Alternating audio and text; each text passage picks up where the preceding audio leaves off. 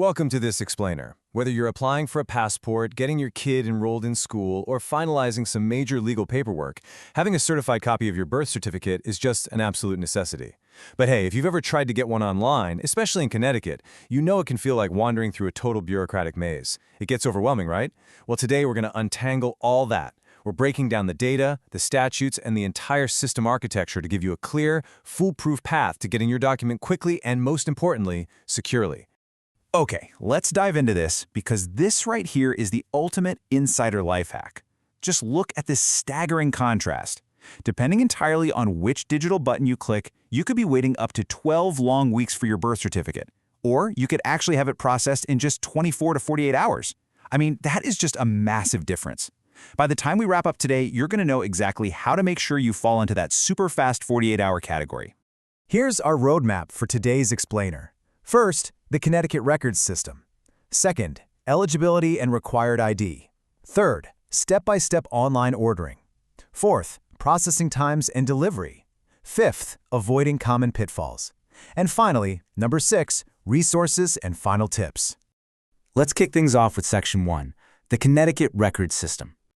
Understanding this underlying system architecture is the absolute key to bypassing all those delays we just talked about. Now, what's really interesting about this is how Connecticut actually structures its data. They use what's called a decentralized, dual-tiered vital record system. Basically, administrative authority is split right down the middle. On one hand, you have the centralized State Vital Records Office, which operates under the Department of Public Health over in Hartford. But on the other hand, you have 169 local municipal town clerks. This split architecture completely dictates how fast you get your document, simply because you have to actively choose which tier to order from.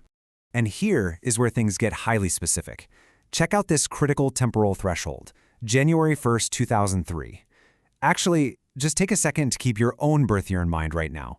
If the birth happened before 2003, the electronic records aren't universally accessible. You literally must order from the specific town where the birth occurred, the town where the mother lived at the time, or the state office. But if the birth happened on or after January 1st, 2003, the game changes entirely. Any of the 169 municipal town clerks can tap into the Central Electronic Registry, it's called ConVRS, and issue your certificate, completely regardless of where in Connecticut the birth actually took place. Moving right along to Section 2, eligibility and required ID. Before you can even access these systems, you need to gather your gear to legally prove you're actually allowed to access these highly confidential records. You see, Connecticut has some seriously strict confidentiality laws protecting vital statistics. For any birth record that's less than 100 years old, they are simply not public information. You only make the cut if you are the person named on the certificate and you're 18 or older, or if you're a parent, a legal guardian, an adult child or grandchild, a spouse, or an authorized attorney representing one of those people. You can't just go poking around and look up anyone's modern birth record. Naturally, the absolute best way to prove your identity is a valid government-issued photo ID, like a driver's license or a passport. But hey, if you don't have one handy, don't panic. You're not going to get stuck in that classic, frustrating bureaucratic loop of needing an ID to get an ID. The state actually offers plenty of alternative options. You'll just need 2 of the documents we've listed here. So, things like a utility bill, a voter registration card, a paycheck stub or W-2, a bank statement, or even an automobile registration. But let me emphasize a crucial detail right now. These documents absolutely must show your current mailing address to be accepted. All right, on to Section 3, step-by-step online ordering. Let's move to and see how this builds into the actual digital portals now that you've got your ID ready to go. When you submit an application online, you're entering into a really strict 4-step automated workflow. Step 1 is just choosing the right portal. We'll get to that in a sec. Step 2 is honestly the most sensitive part. As you fill out your online form, the system instantly compares your entered name, address, and credit history against public databases, just to verify your identity.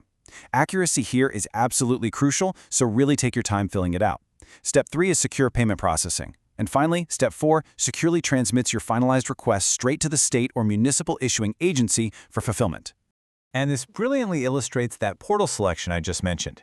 Connecticut uses 2 authorized third-party digital networks, VitalCheck and Promidium. But notice the fee differences here. If you order a state-issued document through the VitalCheck portal, your base fee is $30. But if you order through a local municipality, whether they use Promidium like the city of Hartford does, or VitalCheck like Manchester, the base fee drops down to $20. So going local doesn't just speed things up, it actually saves you $10 right off the bat. Which brings us to Section 4, Processing Times and Delivery. This is the part everyone always wants to know about. How long until you're actually holding this document? Let me re-emphasize that massive contrast we looked at the very beginning of this explainer.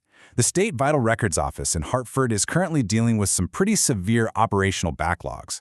Standard processing times there can take up to 12 weeks. Yes, 12 weeks.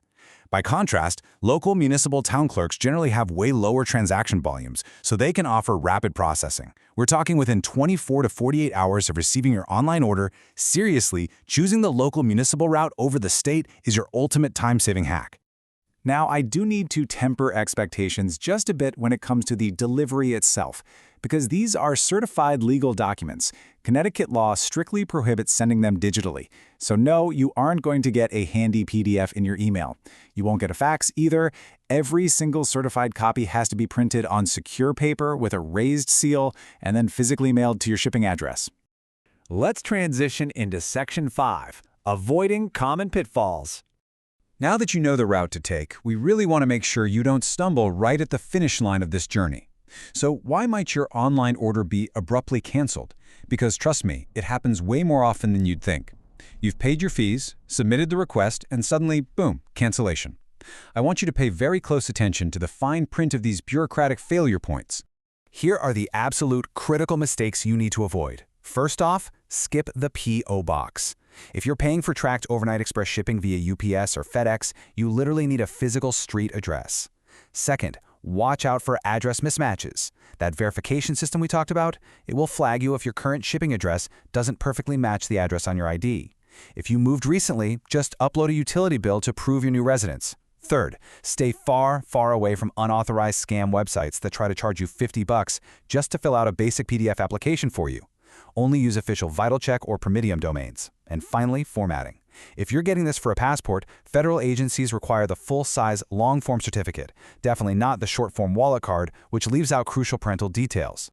Finally, we've reached Section 6, Resources and Final Tips.